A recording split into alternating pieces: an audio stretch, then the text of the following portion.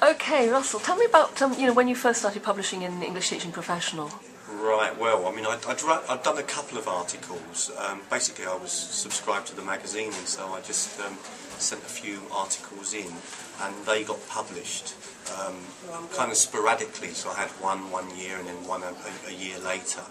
And then I wrote an article about using technology, and the ETP broke come back and said, yeah, we'll take that article, and then asked me the month later, Russell, have you got another one? And then from there, the Webwatcher page kind of developed. I think it's been going for about 11 years now. Yeah, I think you're right. And I mean, when I go around, I mean, quite a few people will come up to me and say, oh, you're Russell who writes the Webwatcher page. So it's amazing, you know, how the reach of the magazine and where the magazine's got to, and how it's helped me to promote myself. And then the other thing is that actually it was the writing in the ETP Pro was that set me on the road to developing teachertrainingvideos.com, because what happened was that people were emailing me from ET Pro and saying, Russell, we love your ideas about using podcasts or blogging or iTunes, but we can't do the technology, we don't know how to actually do the technology. So I started to make training videos, and I sent those to teachers that were contacting me via ET Pro.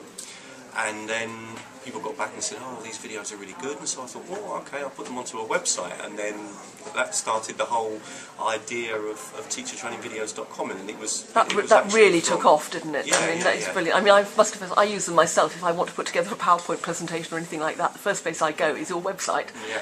Because you guide us through step by step, and that's brilliant. And the lovely thing now is, of course, is that we've kind of linked the articles and the training videos together. So what I try to do is, as I'm looking at new technologies and I write the articles in the ET Pro, I then will sort of do training videos about them. So we're linking the two things together at the same time. So it's kind of mutually beneficial. So it works out really well. Yeah, that's fantastic.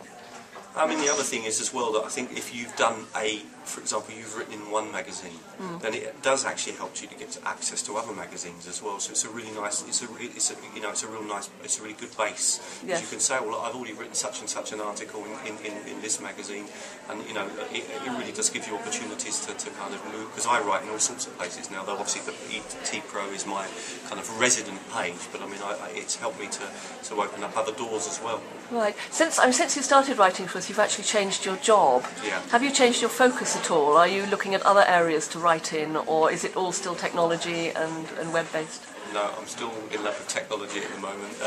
I'm starting to get interested in iPads. There'll come a time when perhaps we'll do a Webwatcher article about downloading an iPad or iPhone software onto that. We haven't touched that yet. That may happen at some point. But at the moment, with Web 2.0 technologies just growing and growing, and you know, there's still so much to write about, so there's plenty of scope at the moment. But yeah, in the future we might move off in different angles.